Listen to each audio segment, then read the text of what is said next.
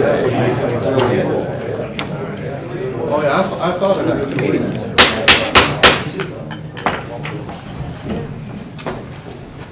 Start the meeting tonight with a prayer. O God, guard our homes, churches, and schools, and therein from all harm and destruction. Preserve the integrity of this nation, founded on religious principles by protecting it from all enemies within and without. Amen.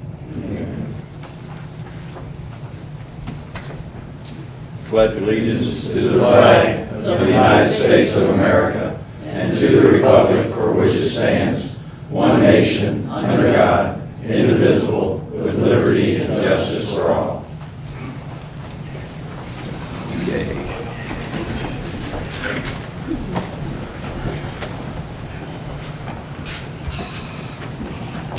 Roll call, April. Matt Zag. Here. Tom Bergamini. Here. Carter Dickerson. Here. Christy Arlinghouse. Here. Bob Mueller. Here. Mike Darty. Here.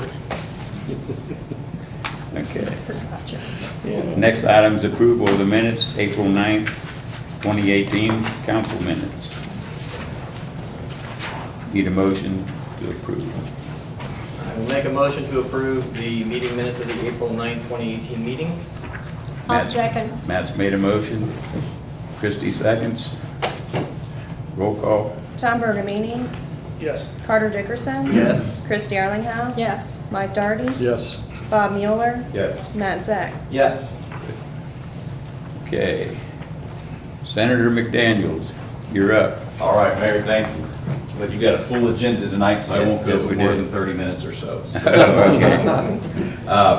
Well, Mayor and Council, thank you again for the chance to be here with you. I talked to most of you, or heard from most of you at some point in a very busy session.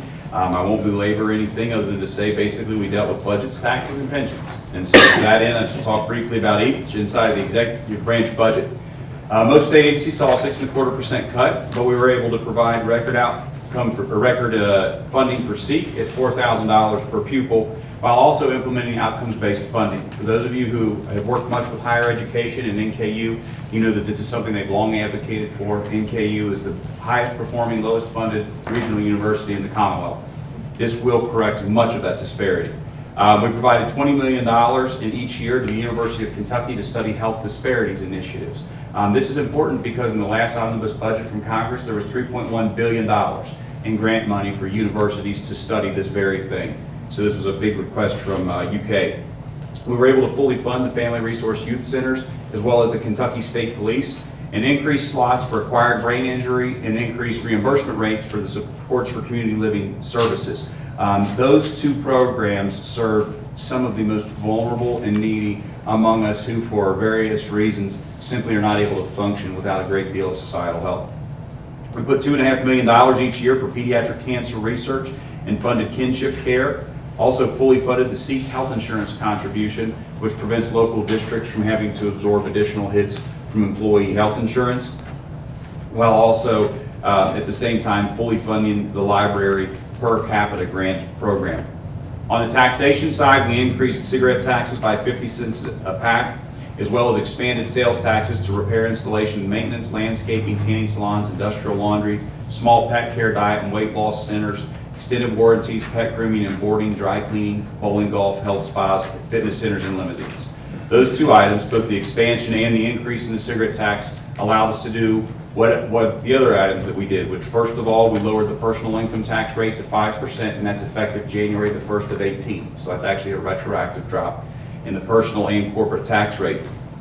We did reduce the retirement exemption to 31.1, but we left Kentucky as one of the only states that does not tax Social Security income. So for a way of understanding, a married couple could make $16,000 roughly a piece in Social Security, about the national average, which would give you a $32,000 income, plus $31,000 in retirement income a piece for another $62,000. So you have a married couple with retirement income of $94,000 per year before you would begin paying income tax in the Commonwealth of Kentucky, and that doesn't count if you have mortgage interest and charitable tax deductions on top of it. We did eliminate the $10 personal exemption, and on the corporate side, transition to single sales factor apportionment, and in the second year, we'll begin phasing out the inventory tax. Our income tax is now the 10th lowest in the nation, and our overall tax structure, which was previously ranked 33rd, is now ranked 18th in the nation. On the pension side, one of the little known things is that if you are a university and you have a professor who comes in who could be in the teacher's retirement system, if that professor opts to go into your other benefit plan, because universities can offer 403Bs and 457s, if a professor opts into that other plan, you have to pay 5.1% of that person's salary for their duration of their employment to the teacher's retirement system for the privilege of not putting that professor in the teacher's retirement system. We said that we would no longer make that requirement of the universities. We froze contributions for quasi-governmental agencies to the retirement systems for a year. We did fully fund the Kentucky retirement system for the third budget in a row, and the Kentucky teachers retirement system for the second budget in a row. There was no funding for legislative pensions, and that instead went to the state police retirement system. On the employee side, there were a few main changes. The first one is requiring a hard 20, 25, 27 for work. And what we mean by that is if you are eligible for a 20-year pension, you actually have to be on the job for 20 years. You can't have 19 years plus a year of sick leave or something like that. You have to have 20 years. Now that sick leave can still count towards your pension. So if you have 20 years and a year of sick leave, you can retire with 21 years service, but you can't use it to get to the trigger of the years of service in there. We also said that you had to use a full 36 or 60 months for your high 3 or high 5 respectively.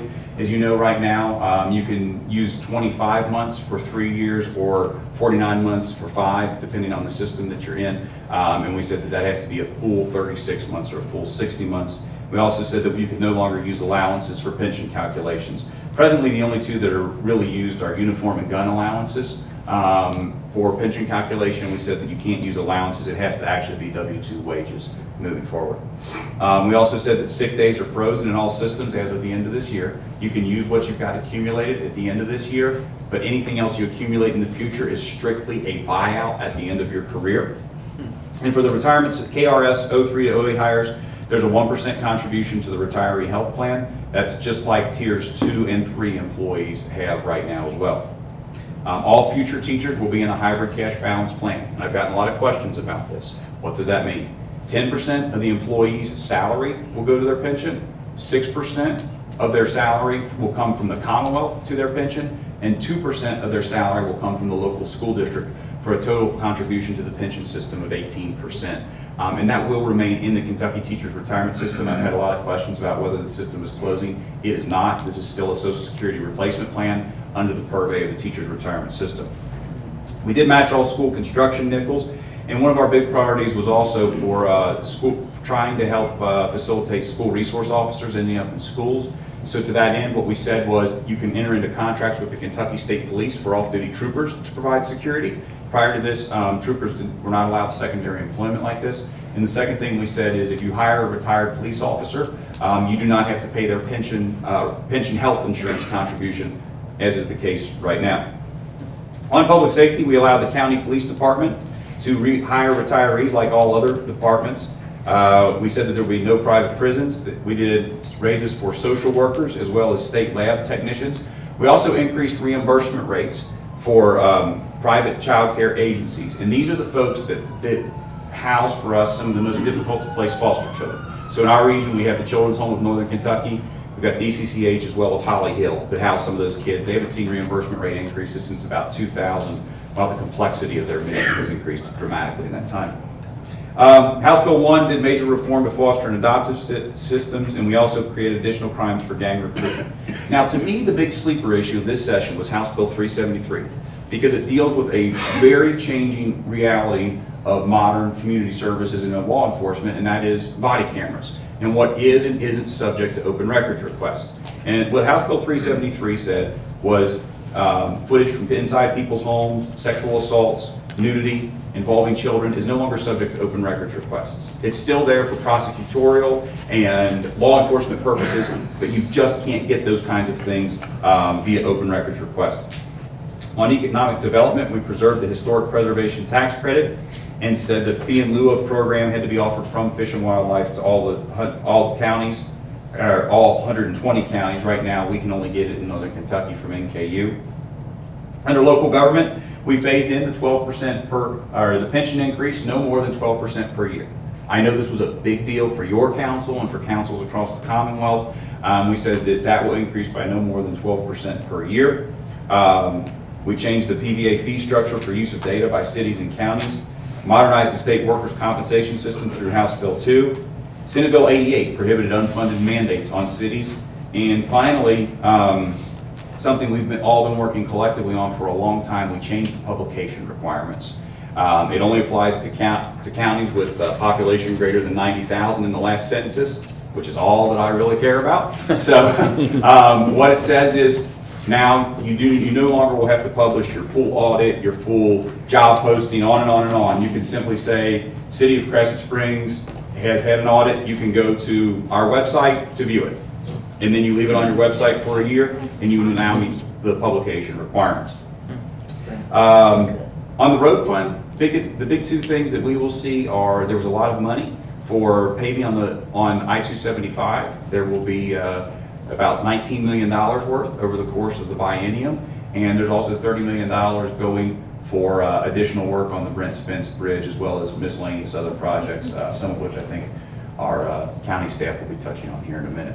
So that being said, I know I blew through about 3 hard months in about 8 hard minutes. So as always, I appreciate your time and letting me come and chat. I know most of you reached out to me about something at some point in the session. Thank you very much. I appreciate our work together. And Mayor, that's Thank all you, I Chris. have. Thank you. Thank you. Thanks, sir. Thank you. Thanks, Chris. Thanks, guys. Thank you. Okay. Judge Knockelman. Sure.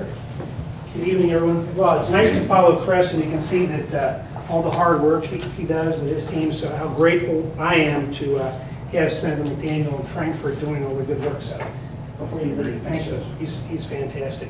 I'm just going to, if you don't mind, do a quick introduction, and then we've got a group with us this evening from both Chico County and GRW. But for those of you who have not been aware with the Brown Lake Crescent Springs project, I'm going to go back a little bit in history, which is longer in history than I'd like to go back, but 4+ years, I guess, or so. And the opportunity came about, as you know, to partner with OKI to go after some federal money that we helped to pay for this project. Best intention, originally the concept was, with the future, whenever Brent Spence is rebuilt and 75 is affected, the idea is that the traffic through the back corridor is going to increase.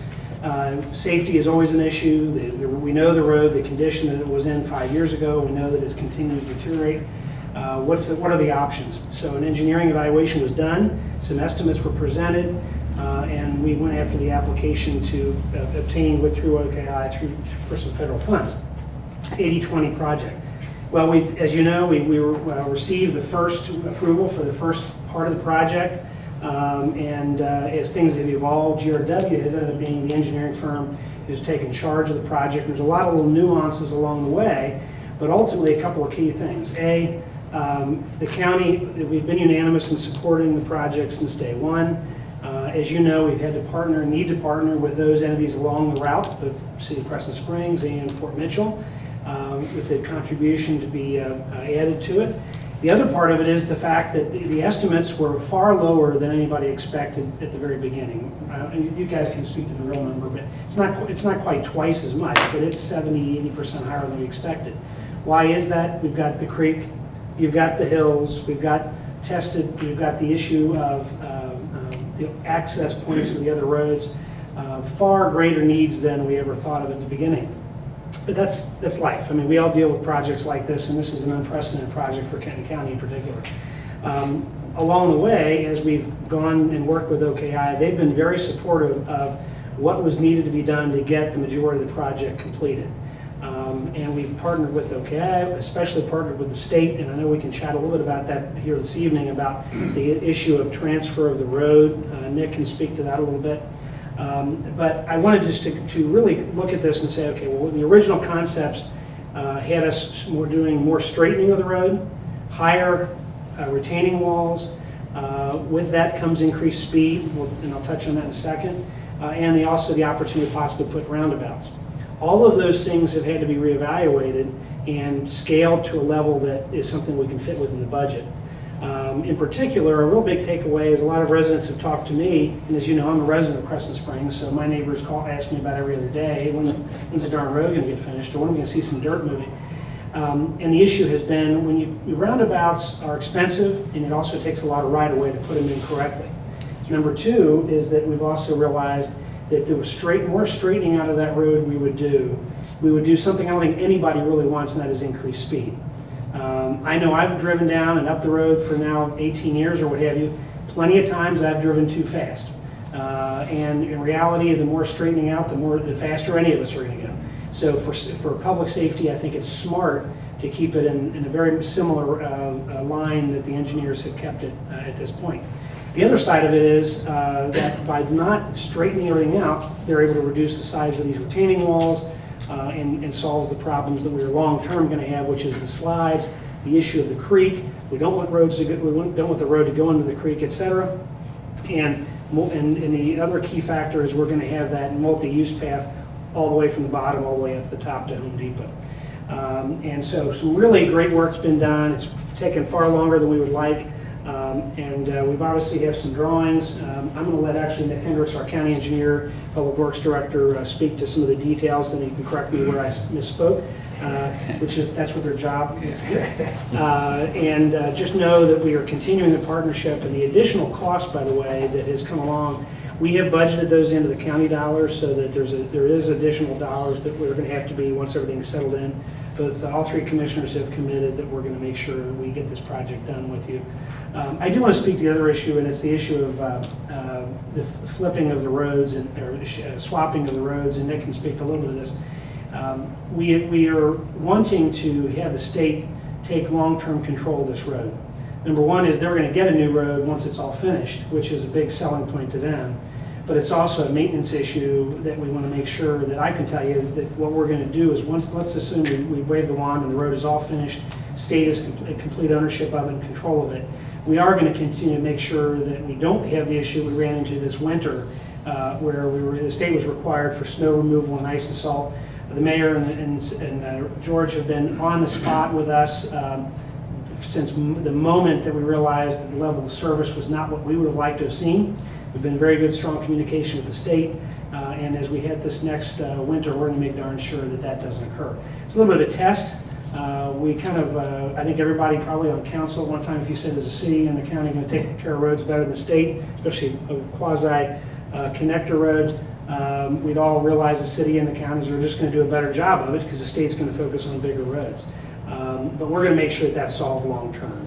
We're not going to walk away from that partnership that we've had that's worked for a long time. We're going to make sure we have a solution that keeps everybody safe. So, and I don't get any special treatment. Trust me, even though I live and had to drive down that road, but I did call Nick and say, for God's sakes, why in the heck can't we get some blades dropped on this thing, put some salt down? I don't get any special treatment either. So it's one of those deals that when we try and do it the right way, sometimes you just have to deal with as things evolve. But getting back to the roads construction, I did want Nick to speak to some of the items. Open for questions, of course. Warren and Greg, who's obviously a resident of the community here, and has been working diligently since day one on making sure this project is something we all are very proud of, increasing safety and making sure that we don't have roads slip into the creek over the next 10, 20 years. So with that, Nick, I'll let you touch on a few items. Thank you, and good evening, Mayor and Council. Those are two very hard acts to follow, so just feel free to interrupt me if you've got questions. To the point about the road swap, so you may remember that 2-3 years ago, we asked the state, hey, will you swap us a couple of the goat paths, basically you've got in the south end, take over this road to help keep the project alive, because we had some serious stormwater issues that we would have had to face with SD1 if we kept the route in our system. So we made the swap in terms of a commitment. So Crescent Springs, Fort Mitchell, the county, and Bromley, all the communities that connect along the route, passed a resolution that said we're going to transfer this thing, and then it kind of disappears, right? And you guys don't hear anything about it. We don't hear anything about it. There's a process that in swaps that basically falls back to an official order that comes from the Secretary's office, and they're not picking on us. This happens the same way in every community across the state when we go to have road swaps. It just kind of gets lost in the abyss in Frankfurt.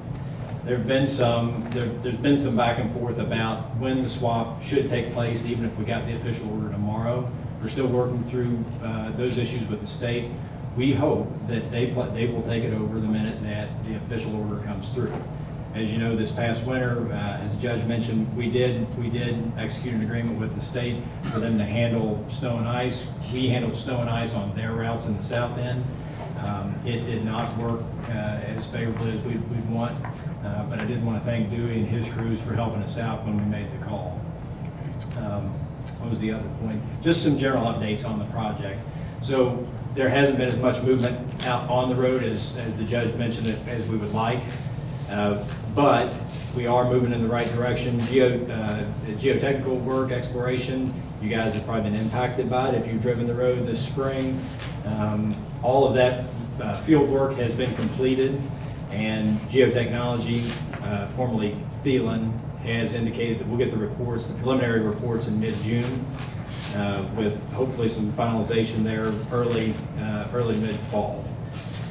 Right-of-way acquisition, something that has been a question all along for both cities involved. We expect right-of-way acquisition to start hopefully in mid-July, and that'll start with us hiring a right-of-way consultant, and then we'll get appraisals and go through the process. GRW has 12 months, basically a year, budgeted for that task. We hope that the right-of-way process and utilities relocation process will walk hand in hand.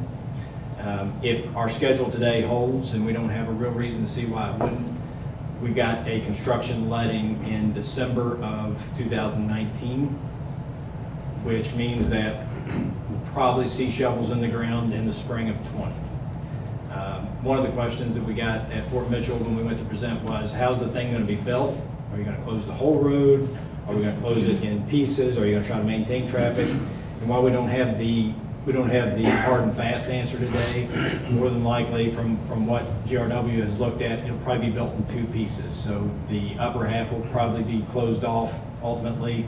Everything above everybody knows the Brokeback kind of bridge there, everything from there up. And then once we can get that section built out, flop over and do the other side from there down to Short Amsterdam. So we've presented quite a bit.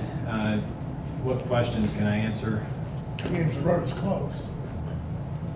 What you Yeah. just described means the road is closed for me and Chris. In halves, yeah. That means we can't get from our place up to the top of the hill. There will, Whether it's halves or wholes, it's closed. Right? yes, sir. Yes. So it's closed. But there will obviously be a detour. The way it's, Well, we there's can look at not a lot the, of detours on the hill there. we can look at the alignment if you'd Well, like I to. understand that, but there's not a lot of detours other than going through Bill Hills. You're right. You're right. And again, that hadn't been finalized, but just to get it up front, more than likely, that's the way it'll be But built. so if that is indeed the problem, other than the people who live along that road, would it not be best just to close the whole road and get it done as quickly as possible? There's an opportunity to do that. I wouldn't say that you'd necessarily expedite the thing, but because that bridge that we're talking about is kind of the limiting factor. That's kind of the key component, along with all the walls. Right now, the current alignment shows removing that bridge and installing about 1,000-foot long box culvert to realign the creek there and realign the roadway. So you can do a whole lot of work on either end while you're building that thing and still maintain some access either way. Does that box culvert replace both those little bridges down there? There's one right at Amsterdam and then there's the other crooked. Right. No, it doesn't. It replaces the crooked one. And then there's is it a 96-inch pipe, 84-inch pipe, scheduled to replace the bridge at Short Amsterdam and kind of improve that radius. That's something that you guys, as you know, we deal with quite a bit where people did make guardrails. I want to add something too. One of the questions I've gotten from friends, you stay up, is why not, with the increased costs or the timeline, would it be beneficial just to cancel the whole thing? And I just want to remind everyone that when this is a very key time when a project like this, when you can get federal dollars to come into a local project, is very difficult, especially on this size.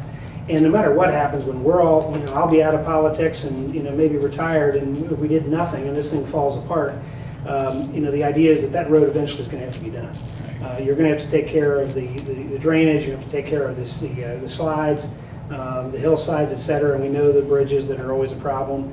And so I just want to make sure I address that and said, no, this is the time to do it, because it's not every opportunity, not every day we get this opportunity. I would love to be able to, down the road, we'd love to take the road all the way down to Route 8, help, work with these cities along that route, but we're talking about a decades and decades long process for us to do things like that, just to get these roads improved over time. So I just want to make sure I So the address project that. you're talking about is from Beechwood to Amsterdam, phase 1, Yes, not from Amsterdam to Amsterdam. that's correct. So, yes, what we call Short Amsterdam or Amsterdam West, back up to Anderson. Okay. Yes, sir. Probably a hard question to answer, but estimated time of how long the construction would take place? So yeah, it is tough right now. There's a chance it gets done in one construction season. I'll echo that's a chance. But I don't see any reason why we'd be more than 2 construction seasons. Probably, more than likely, and Greg, give me the nod one way or the other, more than likely, I think you're probably what we call under base. You run on base asphalt in the fall so that you can get the roadway back open, let it ride for the winter and come back in the spring for servicing. Okay, great. Honestly. At this point, where do you stand with the potential for roundabouts? Is that out of the question now, or does that depend on right-of-way acquisition, or what? So at this point, and the judge mentioned we had several gyrations. Again, after the state agreed to take it over, they became very involved in the direction of the project in terms of budget and in terms of alignment. So today, the alignments that are shown in the back are the alignments that we will be pursuing. We have the what the state calls the design executive summary for the project. Basically nails down all the parameters of design, that we're talking about curb and gutter on both sides, that we've got 30 mile an hour or 35 mile an hour design speed, all those things. We finally got approval on that. That took a good while, but basically after that approval comes through, that is the alignment that we will pursue. So at this point, the roundabouts are out. Okay. All right. And one last thing is to confirm, the multi-use trail is in for the entire distance of the project? In fact, it can't be removed. And that's a key factor in Great. getting the grant. Great. That's right. Now, just to hone in on that a little bit, we do have it all the way from Anderson to Short Amsterdam. As we mentioned, it was originally presented in the grant as a 10-foot path. Today, it's an 8-foot multi-use path, but it does, well, if you're heading from Anderson to Short Amsterdam, it'll be on the left-hand side of the road. Yeah. And that it will eventually tie hand in hand with the path that's slated to go up Short Amsterdam Road. So you'll have full connectivity, hopefully, in the very near future of the entire corridor. Yeah, that's excellent. That's another co-project between county and city, and That's right. we're really excited about that as well. Yes. Thank you. Thank you. Going back to the transition to the state, is it reasonably optimistic that it'll be done before you start construction? That the state will take over? Making statements on their behalf has made me a liar before. I would like to think that transition takes place in the next year, 18 months before construction ever kicks off.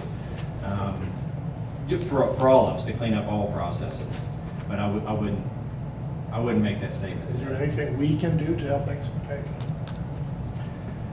You can always request. I mean, we can always ask. Part of, and I'm not trying to pile on the state. They've worked really hard with us to get us to where we are in the project. But part of the issue is the transfer of real right-of-way. And so when these routes get transferred, the state looks at it from a right-of-way perspective. And they are assuming that right-of-way over the long term. Now, the county doesn't get as involved. Counties and cities just don't when we take on old state roads. Because for the most part, that right-of-way is pretty well identified because it used to be a state road. But that's part of what the hang-up is. But you're free to reach out and ask the cabinet. Yeah, because the primary concern is until the state takes over, we as a city are responsible for our piece of it. Agreed. So it's Fort Mitchell, and then for the county piece, you guys are responsible. That's right. So the faster we can get out of our hands, the better off we are. Sure. Right, agreed. And it's a little bit of a catch-22. The roads we're taking on in the south end we're kind of in the same boat. Anything that happens to Hempling or Oak Island or Pruitt today, the county's hands off. And those roads are just as prone probably, well, 2 of the 3 of them are just as prone to slides and that sort of thing. So, though they did get them in pretty decent shape before we signed the resolution. Other questions? Any other questions? Thank you. Thank you. Thank you. Thanks, Nick. Okay. Next item is Fire Authority report. Mike? The new structure has been installed in the existing ambulance, and it is here, ready to go. The new ambulance is ready, still looking for delivery shortly after the 1st of July. And everything else is going just fine. Good. Thank you, Mike. Matt, Finance report. From a finance report perspective, everyone should have received, as one of the multitude of attachments that April sent out with the meeting agenda, a copy of our revision to the 2017-2018 budget. In addition, the 2018-2019 first draft of a proposed budget. Again, I think our intention tonight is to go through a first reading and go through a first pass at looking at both the revision of the current year as well as the proposed for the upcoming year. Again, I don't know what detail, Mayor, you want to go into, given the length of our agenda. If you want to go through line item by line item, if council members want to go through that detail, or if you want to look at it in summary. One of the challenges I think we do have, that Tom had mentioned, is our caucus meeting in May is canceled, but we will have a special meeting, so we want to think about, maybe we put, because we don't want to talk about specific things on the special agenda, do we want to put the financials on that special agenda? That would give us time to have that kind of in-depth conversation, line item by line item, if folks I want to think do that's that. a good idea. I think so. At a very high level, macro level, I think George and April and Dewey and all the team members that were involved, have kind of gone through and put in the appropriate revisions to the revenues where they're not coming in where we had anticipated them. As we've talked about in several financial reviews, we did see a nice giant spike in insurance premium taxes, but we're not banking on that for the upcoming year because those happen one-off. So, from a revenue perspective, we're actually showing a little bit more revenue on a revision of 17-18, due greatly to that insurance premium tax. Not forecasting that for the proposed budget of the following year. Expenses, both on the administration side as well as public works, is very heavily driven by increases in insurance, whether it be health insurance or property casualty insurances. I think those all show some pretty big increases going up. Certainly on the payroll side, with merit increases and additional FTEs that were added in the prior year, we're seeing that increases.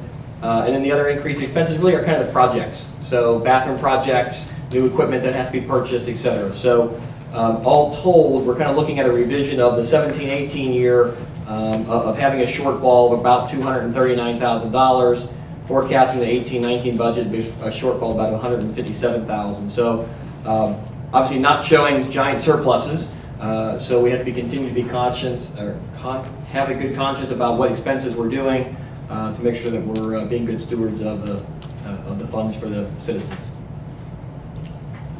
Okay. I don't know if there's any specific questions on the line items, if you all had time to look at it or not. I know it just went out the night before, so you probably didn't. So, Okay. but let's put that on the agenda for the 21st special meeting, and then we can have an in-depth conversation, Okay. if that works for everyone. Yeah. Thanks, Matt. Okay. Okay, Public Works, Dewey. We're working up at the park, we're putting chips down in the top, and I am about finished with that. We'll be starting to put the mulch down. Working on the bathrooms for the new shelter up there, we started working on those, getting the foot and everything dug out.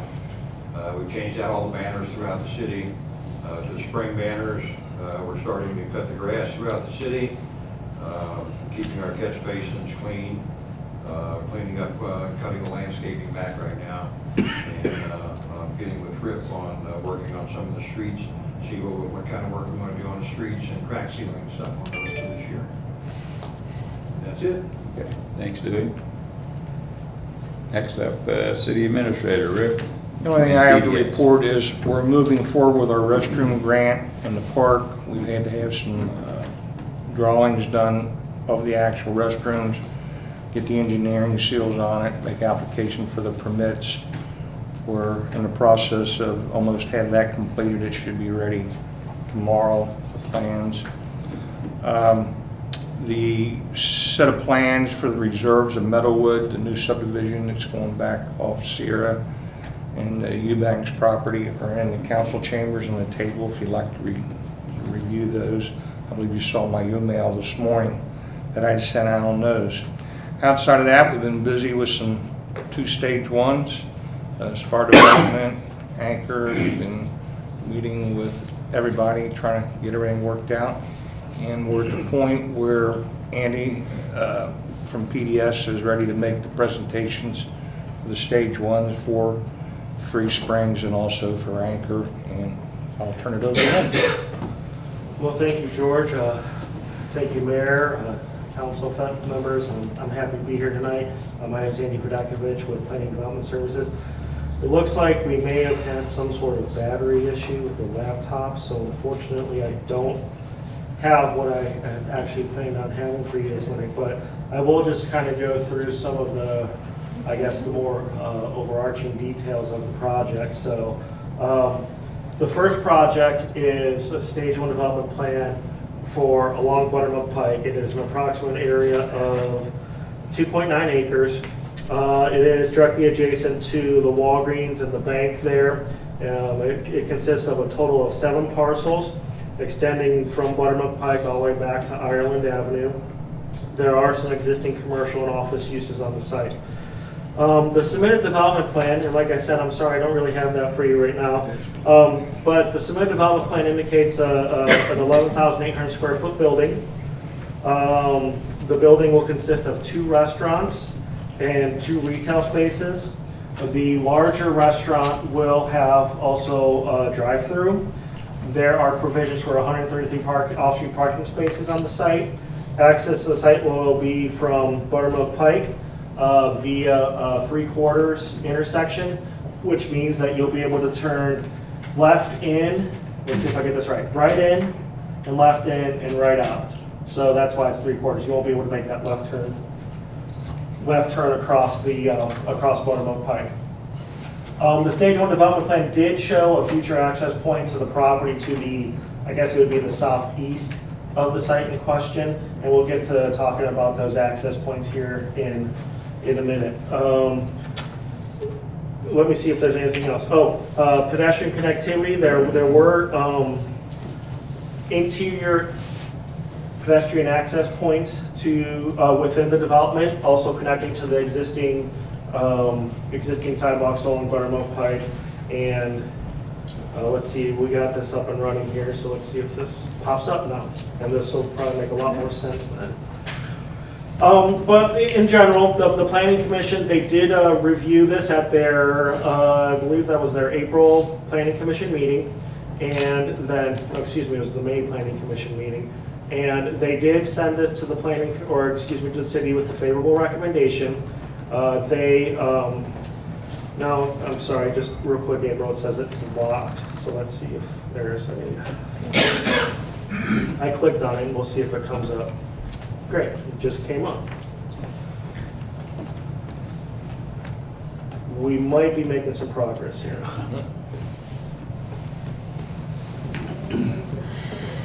Yes, that's good. And I really hope that we can show this because a lot of this obviously is a very visual. Okay.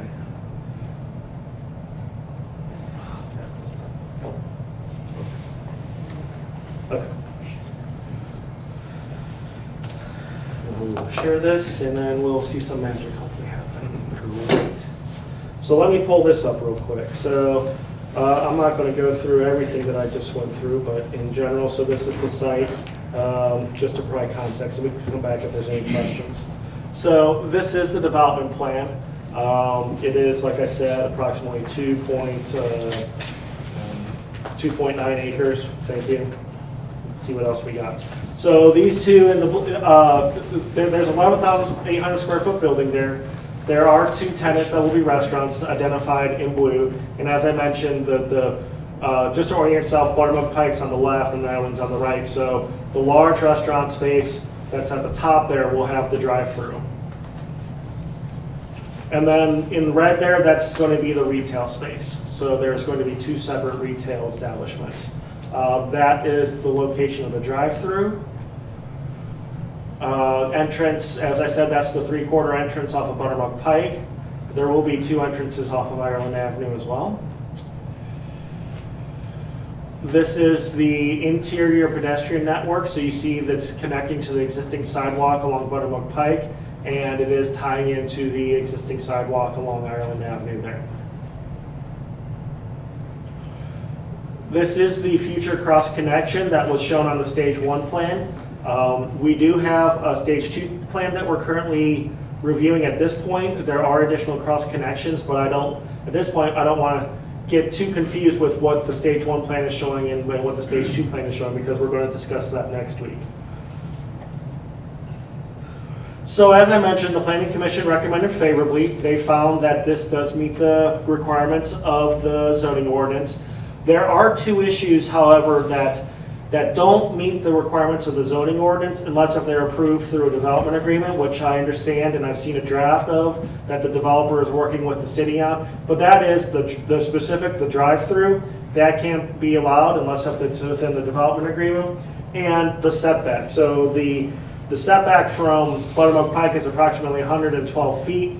The zoning ordinance actually requires 60% of the building to be within 15 feet of that, unless if it's approved on a development plan. So again, that setback issue is something that's going to be addressed, or it actually needs to be addressed through the development agreement. Now, the applicant did submit additional information regarding landscaping, facade, and signage. However, that's not actually required at this stage. However, it just is suffice to say that if this is approved by the City Council, they'll need to meet all of these requirements regarding landscaping. In fact, if you've seen their landscaping plan, it is showing actually quite a bit more above and beyond what's actually required, which is something that we always are happy with. There are facade requirements. There were some issues with the renderings that were submitted regarding transparency of the rear of the building facing Ireland Avenue. Again, they've submitted additional information for the Stage 2. Signage and lighting requirements, those are all being currently reviewed under the Stage 2 development plan. Also being reviewed currently is the traffic impact study, and this was required because of the access spacing. So the applicant did receive approval from KYTC for the access onto Buttermilk Pike. However, the zoning code does contain regulations as well, and states that in order to allow access that doesn't meet those regulations, a traffic impact study is being required. Easements for cross access to adjacent properties. Again, I don't want to get confused with between Stage 1 and Stage 2. The Stage 2 development plan does show easements and cross access between the adjacent properties. And again, that is something that staff is currently reviewing and will be reporting to you next week. And then a continuation on the sidewalk along Ireland. I actually think there was a little bit of confusion in reviewing the Stage 1 development plan. I do believe the Stage 1 development plan was actually showing the continuation of the Ireland road access or sidewalk between the 2 access points. It was just a little bit of a misinterpretation of the plans, but when I look at the plans, it does look like the applicant is tying into the existing sidewalk, and that existing sidewalk is going to be maintained between those 2 curb cuts. I do want to give you just a quick sneak peek at the Stage 2 plan. So this is just the Stage 1 development plan again. So I did mention that the applicant is providing additional access points, cross-access points, and it's just taking a little bit of time to come up here, but the applicant is providing an additional access point located off of Ireland, continuing to provide the one to the southeast, and then also providing an access point to the adjacent property off of Buttermilk Pike. The access point off of Buttermilk Pike ideally would be a full access point, except for the fact that you've got one-way traffic coming off of the drive-through lane, and obviously you don't want to have people turning left into the drive-through lane. So aside from restricting left-hand turn movements into the one-way oncoming traffic, the drive-through, that'll be, again, it'll be like a 3/4 intersection where people can turn right in or go straight through and in, and then people coming out can turn right or go straight into that drive aisle. So I know that was a big topic of discussion at the planning commission meeting, and it's been an ongoing discussion with the applicant and with the city staff as well. So before I go on to the next plan, I would just like to ask you if you have any questions. There are also representatives here from the applicant to answer maybe any questions that you might have. For the sidewalk connection to Buttermilk, to the existing sidewalk along Buttermilk, is that steps, or were they able to do that at grade? Those are steps indicated on the plan. Okay. So what do people with handicap needs do? Sure. So I don't know exactly what the requirements are. I would have to the handicap provisions are more under the building code and not the zoning ordinance. So it's a good question. I don't want you to think that I'm trying to say that that's okay. I just don't know what those are. They'll obviously have to meet those as well.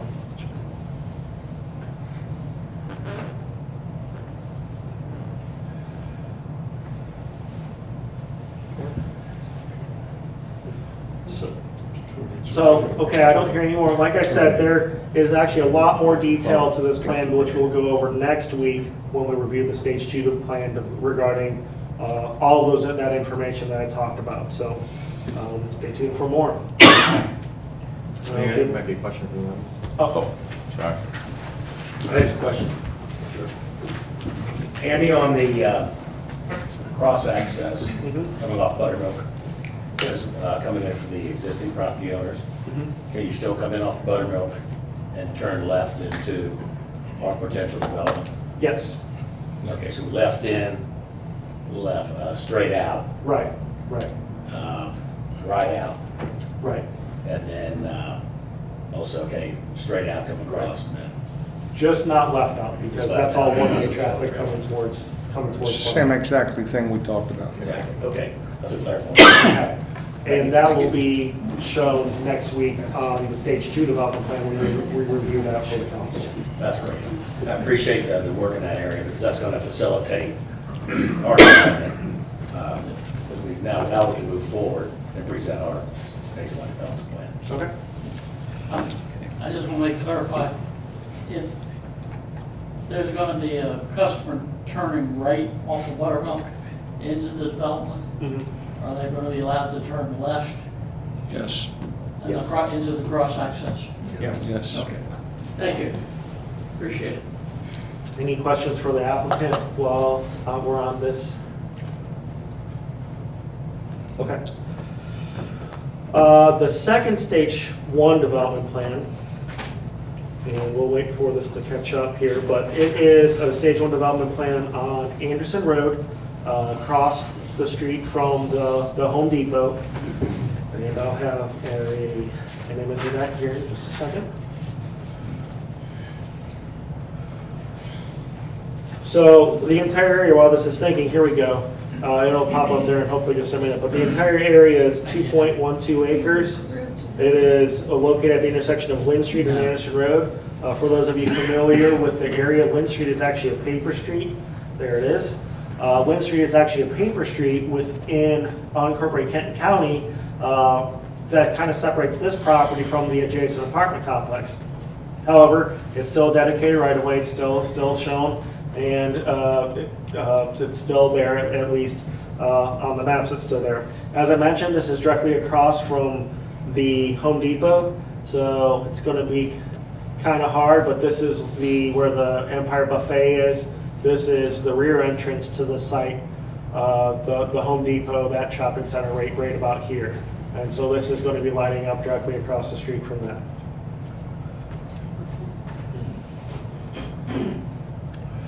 So this is the stage 1 development plan. The submitted development plan indicates the removal of all existing structures and the construction of 4 multifamily residential structures. with a total of approximately 44,000 square feet and 40 units. So building A, which is highlighted there in kind of that red color, is 2 stories with 8 units. It will be set back from the property line to the bottom of the screen there, approximately 15 feet. Building B, or excuse me, Building A will also contain a leasing office, which is there in green. Building B, which is right adjacent to Anderson Road, is again 2 stories with 6 units. This will be set back for 15 feet from the right-of-way of Anderson Road. Building C is located at the rear. Building C will be 3 stories and will contain 12 units and will be set back 7.5 feet from the side and 25 feet from the rear. So 7.5 feet from Lynn Street, which is half of the front yard requirement, and then 25 feet from the rear. And finally, Building D is a 2-story building with 15 units, and again, it'll be set back 7.5 feet from the right-of-way of Lynn Street. There are a provision for 76 off-street parking spaces. There will be 1 access coming off of Anderson Road, and that access point will be directly across the street from that access point to the rear of the Buttermilk Town Center development, or Crescent Springs. I'm sorry, the names are kind of escaping me, but anyway, right across the street from that access. And let's see. Oh, the interior walkway system. So there will be interior walkways out front of all of the buildings that will tie into the existing sidewalk along Anderson Road. And there is also a playground located adjacent to the leasing office, which you kind of see it's outlined there in the darker green color. So once again, the Kent County Planning Commission recommended a favorable on this Stage 1 development plan. Their findings were that it met the requirements of the Crescent Springs zoning ordinance.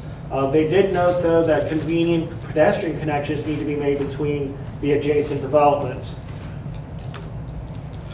And just as with the previous one, additional information is required on the Stage 2 plan regarding the landscaping, the facade, signs and lighting. Again, we do have plans submitted that are currently being reviewed regarding each one of these items.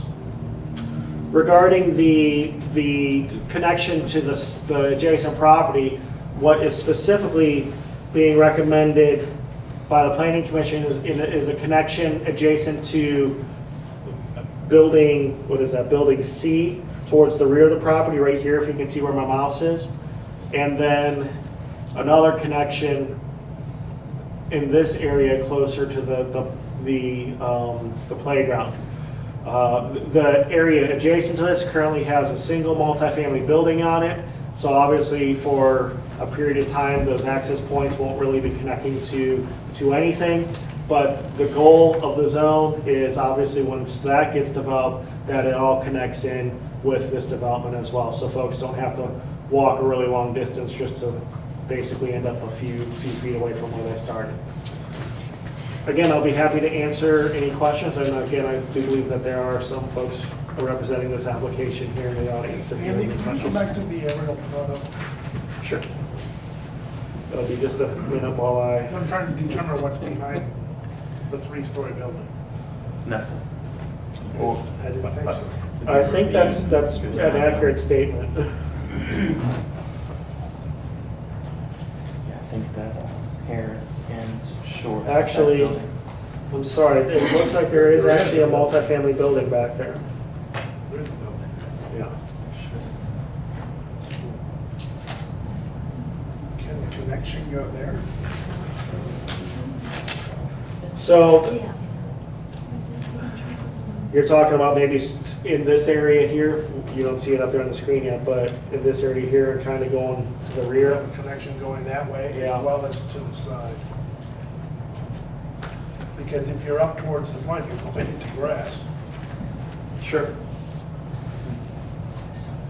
I do think that is something that could be done. I think that if you want, because that wasn't necessarily something that was a condition of the planning commission, you have to make that Let me ask you a. this, because of the connection, it's easy to make the connection from this development to the adjoining property, but the adjoining property owner has to agree to it. I'm sorry? The adjoining property owner has to agree to it. Right, well, that's why you're going to have a connection that just kind of ends there at the property line for a while. Now, when the adjacent property gets redeveloped, that's when the city and the planning commission come back in and say, you need to connect to this. So, you're right, I don't think there's anything we can do, or the planning commission or the city can do to actually force the adjacent property to connect to those at this point in time. But when it gets redeveloped, that's when those connections. Annie, is the connection actually going to be on paper, or is it going to actually be a paved access that will end right there? Sure, so it's only needs to be, in our opinion, just shown as a future connection. Because what I'm saying is, if it's part of the parking lot at the very end, like we're talking, it's going to the adjacent property. Right. And you're going to have water flow that's going to go down through there onto their properties. Right. Where if there's a curb there and it shows on paper for future development, if somebody developed that or in the future, it would be on record, correct? Right, it would be on record, and I do think that's a very valid point, is obviously we don't want to create an undesirable situation. Right, okay. The playground's in the front of the property by the property manager's office, right? Right. How close to the road will that playground be? Sure, so it's actually, and I'm having an issue here with this casting here, but I don't know exactly how close it's going to be. Let me see if I can look at my presentation here to kind of eyeball it. Tom, do you know how far it would be? Yeah, maybe that would be a good estimate. Have it for you in a second. It's just a small playground for next to the office, correct? Yeah, sure. It's all fenced in, everything? Does it face, so it's all fenced in so the kids aren't going to be Right. running into the road? Okay, that's my only issue. It's going to be set back really far from it. I mean, I know really far is kind of an ambiguous term, but it's not going to be right next to really close to it. Okay. It's going to be set back quite a ways. It is. It looks like it's about 200 feet from the. Okay, that's fine. 150 to 300 feet.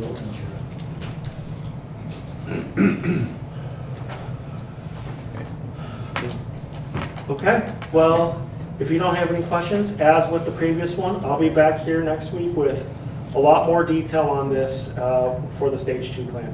Okay, thank you, Andy. You're welcome. Okay, mayor's report, I don't have anything tonight. Old business, One thing on old business, we have now received a copy of the Economic Development Report. I've circulated the copy to the Economic Development Committee. I haven't heard any comments back, so I'm going to circulate a copy to all of council members. And Bob, is it your expectation Jim Parsons was going to make a presentation as to what's in it? Yes, and we can either try to fit that in before the June meeting or just have them come to We the could just June. have them in the June or even the June caucus. June caucus would be Yeah, more that'd probably be better. casual.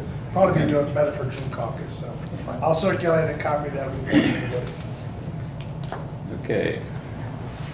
New business. Resolution 2018-2, authorizing the mayor to enter into an interlocal purchasing agreement with Kent County. Okay, resolution number 2018-2, a resolution of the City of Crescent Springs, Kentucky, authorizing the mayor to execute the Third Amendment, renewing the Northern Kentucky Governmental Purchasing Agreement to extend the duration to 2028. Whereas under the Interlocal Cooperation Act set forth in KRS 65.210 to 65.300 allows any powers, privileges, or authority exercised or capable of exercise by a public agency may be exercised jointly with another public agency under an agreement. And whereas the City of Crescent Springs, Kentucky, along with other local Northern Kentucky governmental authorities, have previously entered into an interlocal agreement termed the Northern Kentucky Governmental Purchasing Agreement. And whereas the agreement is needed to be renewed, and it best serves the citizens of the City of Crescent Springs, Kentucky, And now therefore be it resolved by the mayor and the city council of Crescent Springs, Kentucky, that the mayor is hereby authorized to execute on behalf of the city of Crescent Springs, Kentucky, the Third Amendment renewing the Northern Kentucky Governmental Purchasing Agreement retroactive from March 1st, 2016 and extending through March 1st, 2028. Now therefore be it resolved by the mayor and the city council of Crescent Springs, Kentucky, the mayor is hereby authorized to execute the Third Amendment renewing the Northern Kentucky Governmental Purchasing Agreement to extend its duration to 2028 as attached as Exhibit A to this resolution. So maybe just a question for George. What do we purchase under this agreement? Salt. That's what I figured it was. Okay. Salt, and we could also use their county engineers, for different things and so forth. Just a lot of different things. We're going to possibly need a truck in 2019, 2020. The trucks that the county's been using are freight liners for big dumps. They're working really well. And we would buy, if we did purchase one of those, through their county procurement process. Any questions? Make a motion to approve resolution number 2018-2. That's made the motion. Do I have a second? Bob. Bob's made the second. Roll call. Carter Dickerson, Yes. Christie Arlinghouse. Yes. Mike Darty. Yes. Bob Mueller. Yes. Matt Zach. Yes. Tom Burgundy. Yes. Passes unanimously. Just a question for an order of procedure, because we got a lot of folks here. Could we move the first readings of the plans up next? See why not?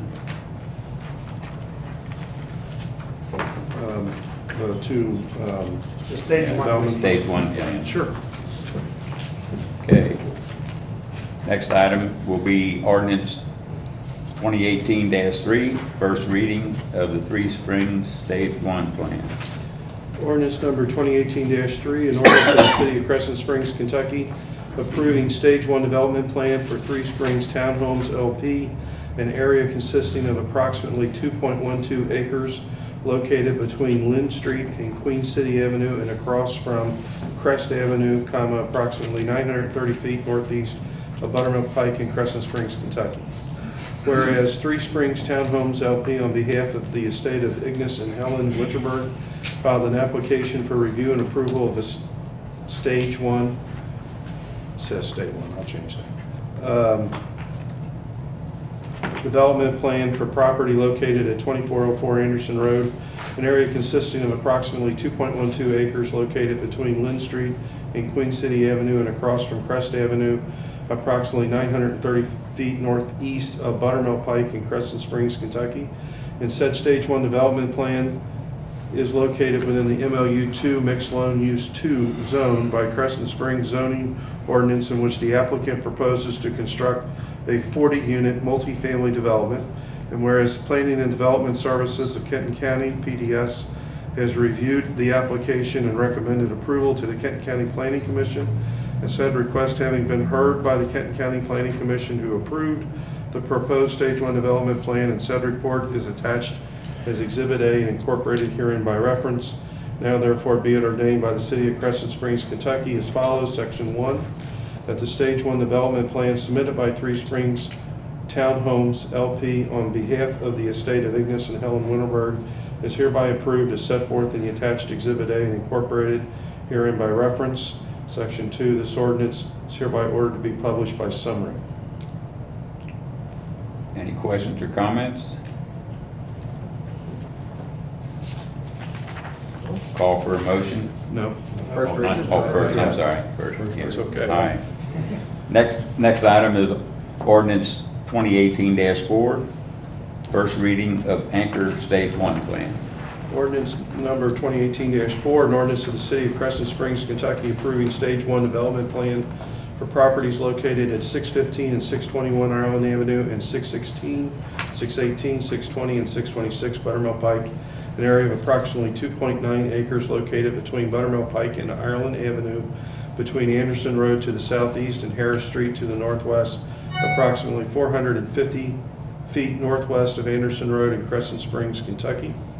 Whereas Anchor Associates on behalf of M&T Real Estate Holdings LLC and Stratford Development LLC filed an application with Planning and Development Services of Kenton County, PDS, for review and approval of a Stage 1 development plan by Anchor Associates on behalf of M&T Real Estate Holdings LLC and Stratford Development LLC for the properties located at 615 and 621 Ireland Avenue and 616, 618, 620, and 626 Buttermilk Pike, an area of approximately 2.9 acres located between Buttermilk Pike and Ireland Avenue, between Anderson Road to the southeast and Harris Street to the northwest, approximately 450 feet northwest of Anderson Road in Crescent Springs, Kentucky, and said properties are proposed to be developed to construct an 11,800 square foot building that includes restaurant and retail uses. And whereas Planning and Development Services of Kenton County, PDS, has reviewed the application and recommended approval, subject to certain conditions, including a development agreement with the City of Crescent Springs, which conditions are listed on Exhibit A and attached hereto and incorporated by reference. Now therefore be it ordained by the City of Crescent Springs, Kentucky as follows. Section 1, that the Stage 1 development plan submitted by Anchor Associates on behalf of M&T Real Estate Holdings LLC and Stratford Development LLC is hereby approved, subject to the conditions listed in Exhibit A attached to this ordinance and incorporated herein, and the execution and approval of a development agreement with the City of Crescent Springs, Kentucky. Section 2, this ordinance is hereby ordered to be published by summary. What is the list of exhibits? I'm sorry? What is the list of exhibits? It would be the Stage 1 approved by PDS, approved by Planning Commission. The list also would be the Stage 2. development, Stage 2. The Stage 2 plan showing the revised Correct. access points. Right, that would be, that should, well, I have that plat, yeah. And Well, I that understand would be that, the conditions. But that would be a condition of approval. Yes. The completion and execution of the development agreement with its appropriate exhibits. I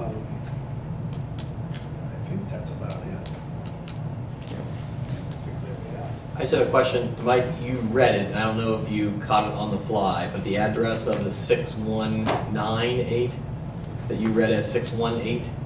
It's in your first whereas, was that fixed after this was I sent? will give credit where it's due. April caught that, Okay. sent that to me earlier today, and I fixed it. Okay. But thank you for Yep, catching that. yep.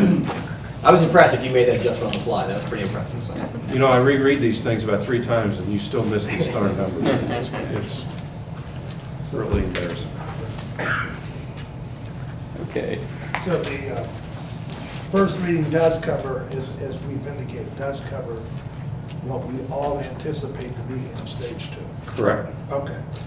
And that includes the revised access. Yeah, that's what I was Yeah. concerned about, whether or not the conditions that are attached includes a condition about the cross. It does, because it's actually was added to the Stage 2, and that, it does, when we talked about this, we referenced the cross access, Right. and that was one of the conditions of the Stage 1. We're gonna have the second reading of the Stage 1, but we could even, the first reading of the Stage 2 at the same time. Yeah, I'm a little bit confused about the process. Well, we were trying to get the Stage 1 completed, the first reading tonight, because it's just a reading, they don't vote on it. Right. Then at the special meeting we're gonna have on the 21st, we're gonna have. Next week? Next week, Next Tuesday? next Tuesday. We're gonna have the Next second Monday. reading. Next Monday, yeah. Next Monday. Then we're gonna have the second reading of the Stage 1 and the first reading of the Stage 2. Okay. And then we'll come back at the June regular meeting and have the second reading. And the stage 2. On the Stage 2. Stage 2 Correct. will show the. We're doing the same identical thing with this Three Springs development too. Okay. Okay, thank you. Okay. Back to municipal order 2018-2, appointing Chad Longbonds to the Board of Adjustments. Municipal Order 2018-2, a municipal order of the City of Crescent Springs, Kentucky, authorizing the appointment of Chad Longbonds to the Board of Adjustments. Whereas a vacancy exists on the Board of Adjustments, and whereas the mayor wishes to appoint Chad Longbonds to the Board of Adjustments, now therefore be it ordained by the mayor and the legislative body of the City of Crescent Springs, Kentucky as follows. Section 1, The mayor hereby appoints Chad Longbonds to serve as a member, excuse me, of the Board of Adjustment and have the authority as required by statute or contractual obligation to the city of Crescent Springs, Kentucky.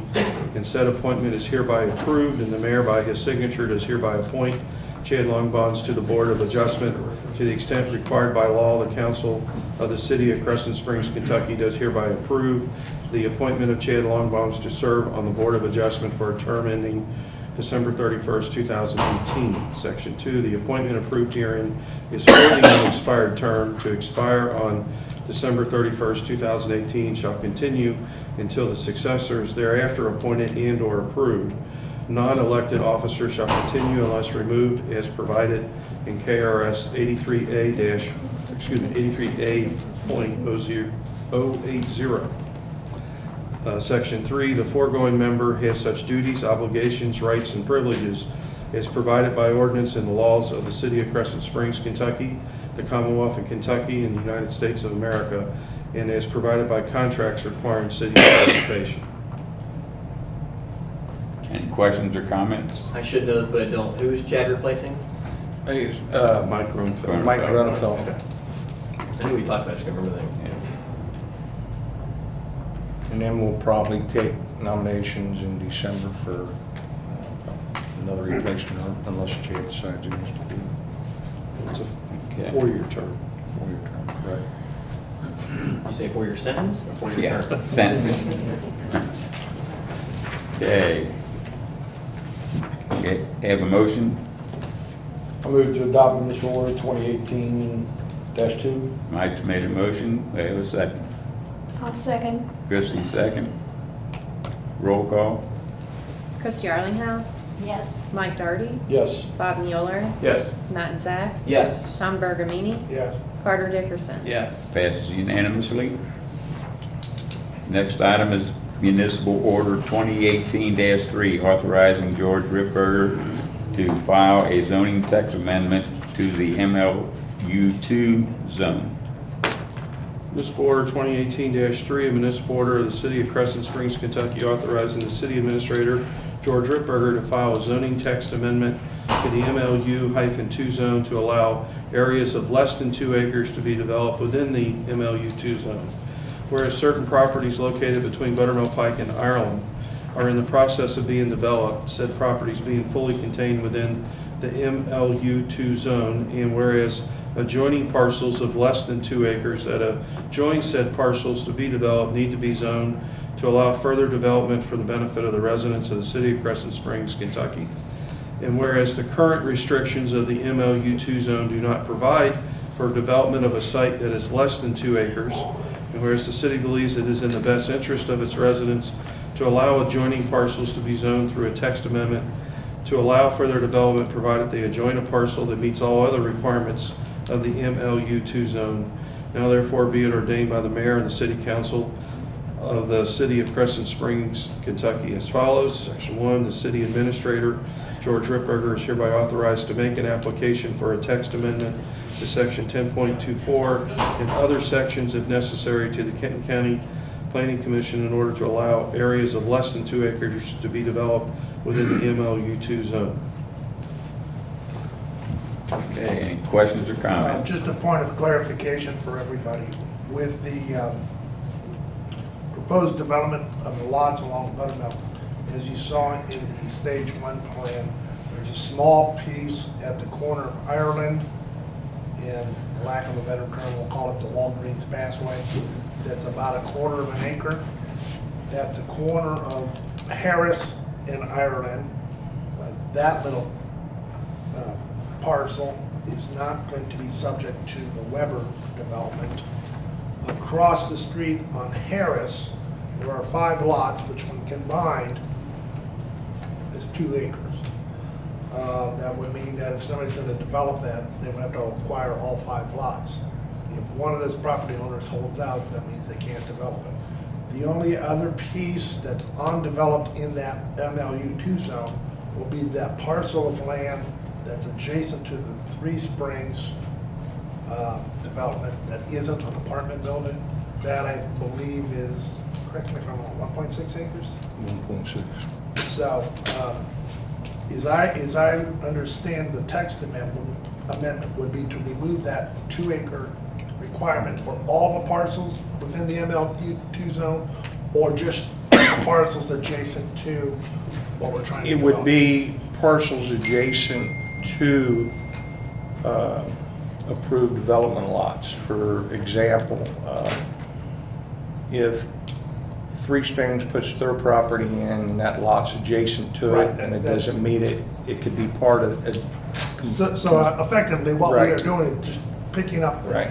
the stragglers. Right, and I believe the 5 lots on Harris Street, which do not total the 2 acres if one person held out, they could actually do it if it's across the street from Mr. Weller's Right, development. we would have to somehow deem it as. They would part. have to be connected, correct.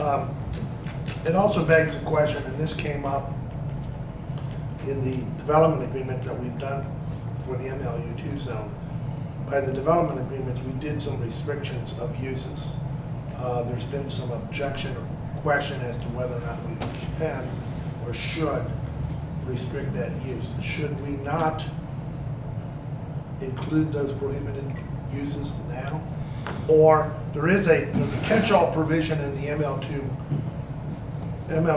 zone that gives a whole variety of uses, and then there's a provision down there, other uses as determined, By the administrator. which is currently you. Right, and there's a couple of them, I believe, that we probably need to change the name of them to more of what's today. I mean, and you know, a lot of them are referred to as massage parlors and et cetera and so forth. And I believe they need to be changed to like a health spa. And I believe what Tom is getting to is we've got some nail salons in the city. We've got quite a few of them where a nail salon is permitted. And I think we could change the use to a health spa slash or a spa slash nail salon. Yeah, which I would think be in that's conjunction. probably maybe the better thing to do, is we can just redefine. Redefine them. Because and I noticed today in the Buttermilk Town Center, there is a facial massage parlor going in. Exactly. And so I think what we would do is just kind of take a good look at the uses and whether we want to change them to where they are a combination of things. Because, I mean, arguably, and particularly in the commercial retail world, competition is going to decide what's going to work. I mean, Exactly. You look at malls 40 years ago, they were all shoe stores that happened to have department stores at the end. That's correct. Now there are no department stores and no shoe stores. So that is a rapidly changing world. It's hard to put your thumb on what is going to be good now or 5 years ago. But And that issue has come up, and I think we Right. just know. And a prime example of that is I had a request for a nail salon and they wanted to add some additional, where they did lacquered nails to it. Well, the requirements where you do lacquer nails is pretty restricting that you have to have a ventilation system because you're using lacquer. So to get around that, they basically just say, well, it's a massage chair. And then you roll the lacquer thing over to it. So it gets pretty complicated and complex, so I think we need to relook at it. So that said, Mike, do we need to add, in addition to what the intent was to add text, do we define definitions? And if so, I'll make that amendment. We can do that. Okay. And I don't have the language immediately in my head, but I'll come up with it. Right. I would also like to say that even though they're permitted uses as they stand, they'll remain permitted uses. Right. It might be in conjunction with something. Right. Not taking none away, we're just adding. Right. You mean we're open for business? Yeah. Yeah, was the purpose of that MOU, opening it for Yep. business. All right, with those text changes, adding clarification and definitions, I would move for 28.3. Tom's made a motion, I'll second. Carter second, roll call. Matt Zach, Yes. Tom Bergamini. Yes. Carter Dickerson. Yes. Christie Arlinghouse. Yes. Mike Darty. Yes. Bob Mueller. Yes. Passes unanimously. Municipal Order 2018-4, authorizing the mayor to execute necessary documentation with Commonwealth of Kentucky Department of Local Government regarding deed restrictions to obtain grants for public outdoor recreation project. Municipal Order 2018-4, municipal order of the City of Crescent Springs, Kentucky, authorizing the mayor to execute necessary documentation with Commonwealth of Kentucky Department of Local Government regarding deed restrictions to obtain grants for the public outdoor recreation project. Whereas the City of Crescent Springs, Kentucky owns and operates a public outdoor recreation park and has obtained a grant from the Commonwealth of Kentucky Department of Local Government for the erection and maintenance of restroom facilities, and said grant is through the Land and Water Conservation Fund Act. And whereas pursuant to the terms of the memorandum of agreement reached between the City of Crescent Springs and the Department of Local Government, a deed restriction must be executed on behalf of the city in order to fully participate in the grant. And whereas under the terms of the grant, the city is contributing 50% of the total cost of this project through its labor, and remaining funds are being paid by the Department of Local Government under the terms of the aforesaid agreement. And whereas it is in the best interest of the residents of the City of Crescent Springs to execute the agreement and also deed restrictions required by the Department of Local Government, now therefore be it ordained by the mayor and City Council of the City of Crescent Springs, Kentucky, that the mayor is hereby authorized to execute necessary documentation, including a separate deed restriction with the Commonwealth of Kentucky Department of Local Government pursuant to the Land and Water Conservation Fund Act, pursuant to the terms of the memorandum of agreement between the City of Crescent Springs and the Department of Local Government. The mayor is authorized to execute any and all necessary documents in order for the city to obtain the funds pursuant to the terms of the grant to be provided by the Department of Local Government. Questions or comments? Mike, I asked you the question today. I saw the deed restrictions. How are we going to get those recorded?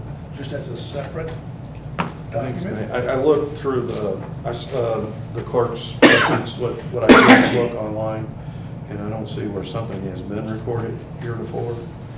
Yeah, because I don't recall when the land was acquired, I don't think it had any restrictions whatsoever. And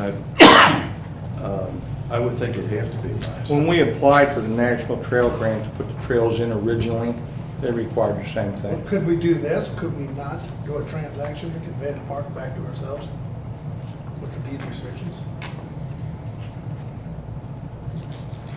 Well, technically, yeah. There is I think there's already one transaction in there where the city conveyed it back to itself. Yeah, I mean, if that's the only way we can get the deed restrictions of record, just convey the park back to ourselves. To make the restrictions a matter of record. Now, or we have a public, I think we have a public properties corporation can convey it to that and then convey it back to the city.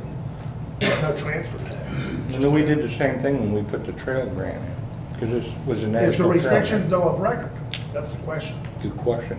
If they're not of record, the only way we can get them of record is to attach it to a deed. We have to figure out how to do that transaction. I mean, it can be done, it's just a matter of figuring out how we're gonna do it. Okay. Mike, as you read the percentage, can you, the third whereas, was it, my original printout has 20%. Did you read 20 or 50? I got 50. I heard It's 50. Okay. That's what I heard. I said 50, and again, I was corrected this Okay. afternoon, and I made the correction. Okay. So I apologize. I misquoted, I thought it was an 80-20, but it's a 50-50. It's a 50/50, no problem. And the total, looking back kind of to the budget, George, I see in the proposed budget, you have this park capital outlay, and it has 3 items under it. Restroom being 59,000, and what I'm assuming is dirt and lights is 6,000, and 7,000 is electric. So is all 3 of those combined, the total bathroom, or are those 3 different things? 3 different things. Okay. I So can't the tell you- bathroom is about, so the bathroom project itself is about 59,000? Right. Okay. And the And that's lights the were about 50/50. 6, and I can't tell you what the dirt was, I couldn't read the right. Just telling you the truth. I thought, Yeah. I didn't know if that was part of the thing, you're just breaking it into pieces. No, So it's 3 So different. the 50/50 matches on the 59,000. Right. So call it 30,000. Okay. Right, and part of that will be in kind, a percent of that. Right. Okay. And the rest will be smaller. Okay, need a motion? Make a motion to adopt the municipal order 2018-4. Bob's made the motion. Do we have a second? I'll second that. Carter, second. Roll call. Bob Mueller, Yes. Matt Zak, Yes. Tom Bergamini, Oh, yes. Carter Dickerson. Yes. Christie Arlinghouse. Yes. Mike Darty. Yes. Passes unanimously. Was that oh yes?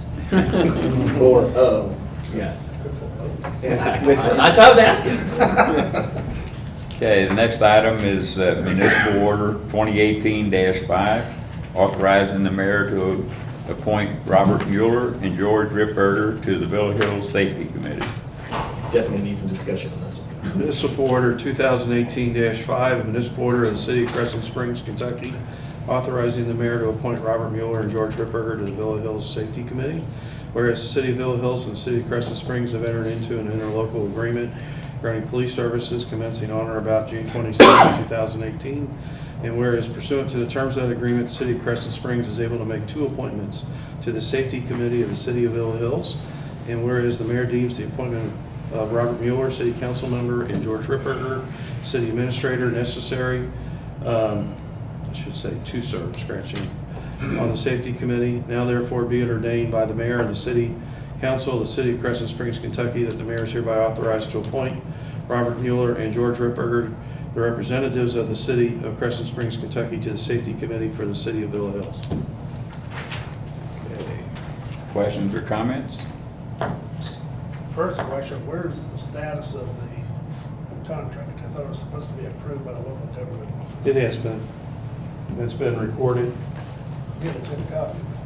Please, I haven't seen a copy. I'll email you one tomorrow. I'm Yes, sorry. as I recall, when we approved it, there was still some blank things that I believe everything's been signed, and it's just been sitting on my desk. I dropped off a copy to April this evening, but I'll email a copy out tomorrow. Can you circulate a copy? The other question I have about this, there's no term. I don't know what the term is in the city of Life. Villa Hills. I think it'd be I think it's a like- yearly appointment, Because all of our commissions end a year. this year, so. Yeah. You can add that to it. Well, the question would be, do you want to add, if you, I'm totally okay adding that, do you want to add a year and a half or just 6 months of the cycle with everybody else? Yeah, just, I would probably say a year and a half.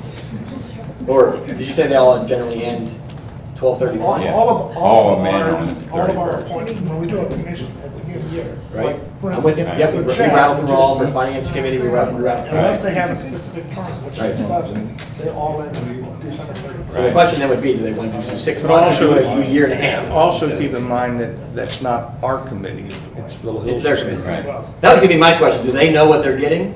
well, That was I don't know. Okay. I mean, I was very I- agreeable to give it to learned that somebody they don't else. formally appoint people to committees. Ah, okay. It's just sort of, they participate. Everyone's just showing. So, I don't even know who's on the committee, quite honestly. So you want me to add expiring the I end of think this you need year? an or expiration. Yeah, the end of this year. Okay. Yeah. Makes sense. Yeah, if you do 12/31/2018, that way if they're not doing a good job, we kick them off. Right. Fine with us, ain't it, Bob? I'll make a motion. That's that not an we- invitation to try and do something bad, Bob. Carter, I'll make a motion that we adopt municipal order 2018-5 with the amendment. Carter's made a motion, I'll second. Matt second. Roll call. Mike Darty, Yes. Bob Mueller, I think I should abstain. Should I vote no? You can vote no. Yeah, you can vote no if you want. I'll abstain. Matt Zak, Yes. Tom Bergamini, Present, not voting. Carter Dickerson, Yes. Christie Arlinghouse. Yes. What was the 3-2? I got 4-0. 4-0? 4-0. Okay. Motion passes. Okay. Ordinance 2018-5, first reading, amending the 2017-18 budget. Ordinance number 2018-5, an ordinance of the City of Crescent Springs, Kentucky, amending ordinance number 2017-3, approving the annual budget of July 1, 2017 through June 30th, 2018. Whereas the City wishes in accordance with the laws of the Commonwealth of Kentucky to amend its budget for the current fiscal year to reflect actual revenue and actual expenditures.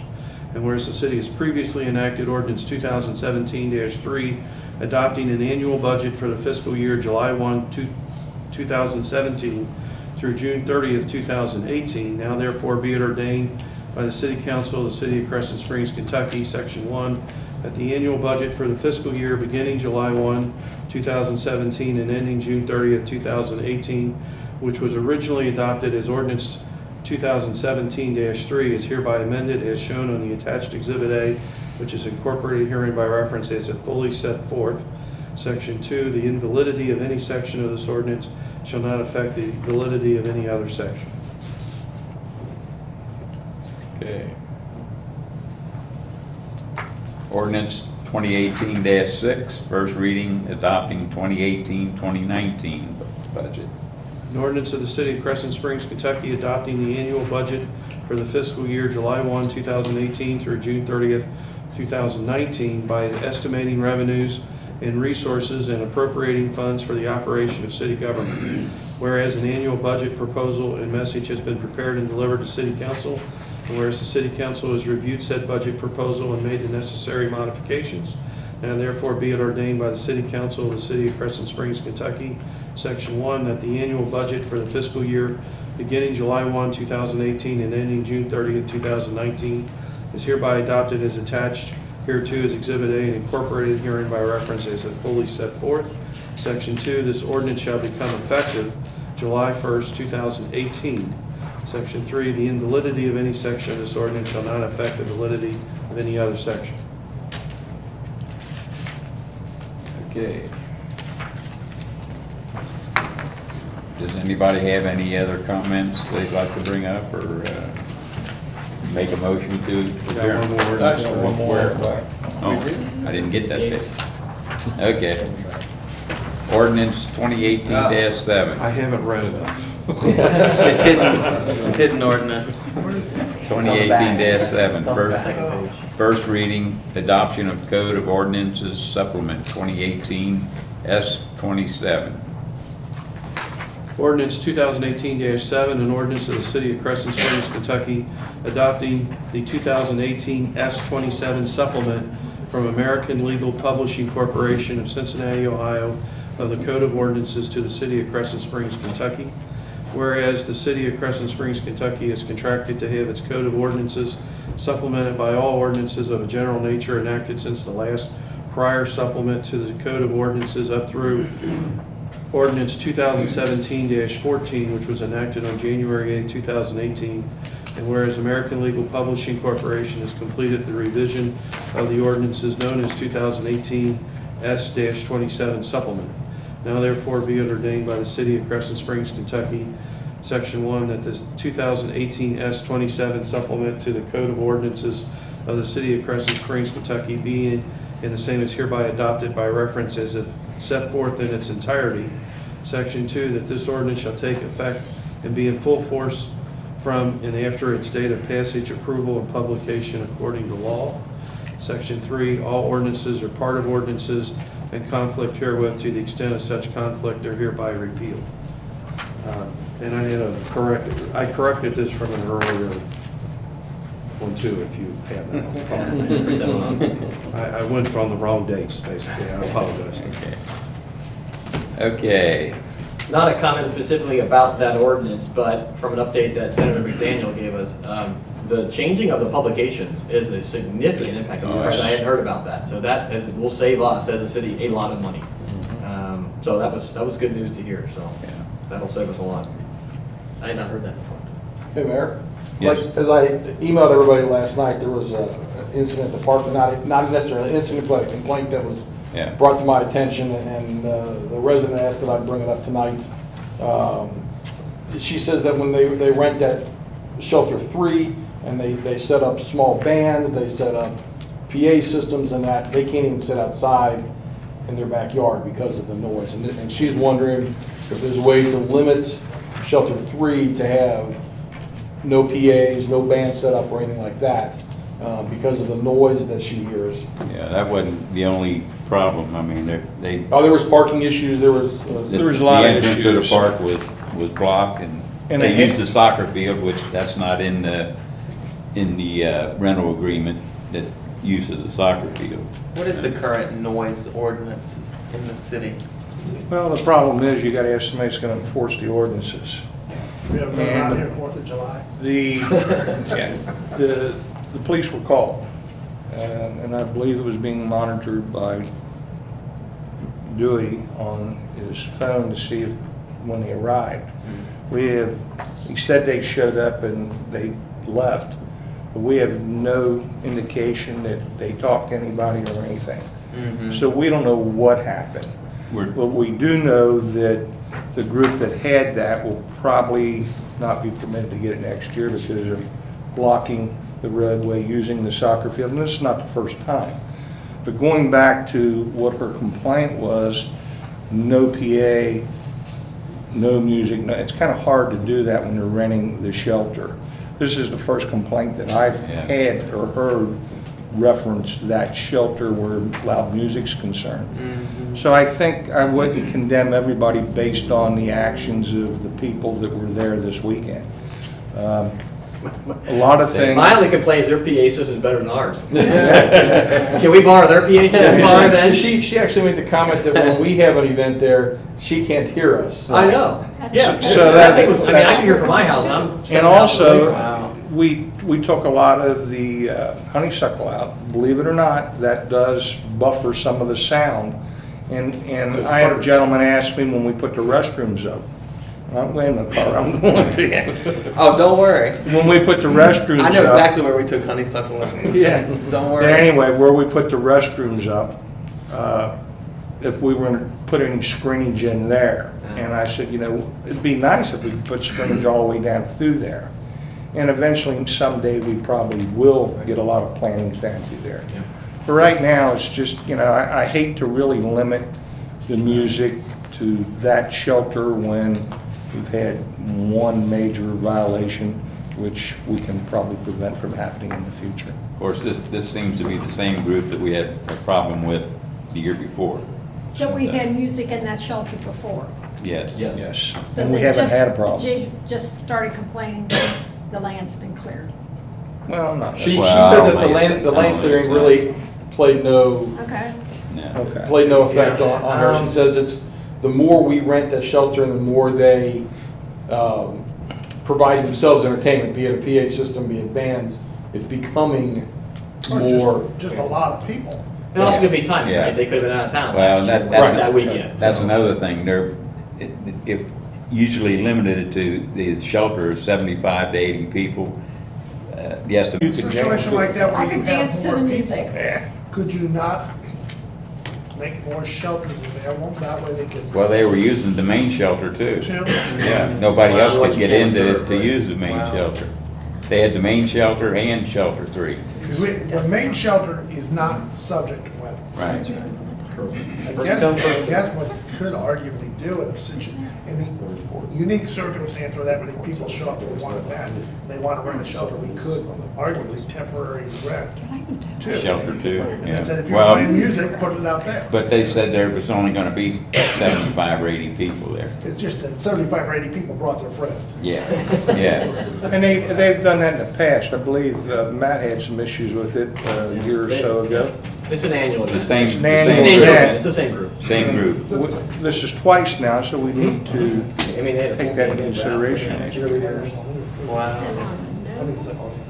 Yeah, little trail. Well, I mean, so we can tell the residents that we've noted their problem and that we'll keep an eye Exactly. on it. Right. And, you We'll know, get them RPAs. the problem is, did they call the police? I believe we did One see of their a police neighbors did, report. yes. Not the one that called me, but one of the did. neighbors. There was, it It wasn't. was on the police report. Okay. Yeah. So.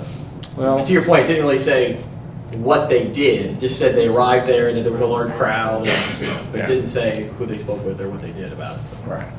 We'll keep an eye on it. So we'll keep an eye on it, and we will take that into consideration, and if it continues, then we'll have to look at limiting it to the other 2 shelters. Pass that on there, thank you. Okay. 5/16 is the next finance meeting. 5/21 is our next special meeting. And 5/28, the caucus meeting has been canceled. And our next events recreation committee meeting is 6/6. With that said, The special meeting on 5/21 is at 7 PM? Is that 7 correct? PM, 7 PM. We're also doing the budget that time. Yes, we're gonna add the budget to that special meeting. You sure you wasn't here before Christmas? You sure you wasn't? I'll make a motion that we adjourn. Carter has made a motion. Do I have a second? Second. I'm not gonna say. All in favor? Aye. Meeting's adjourned. Hey, Dewey?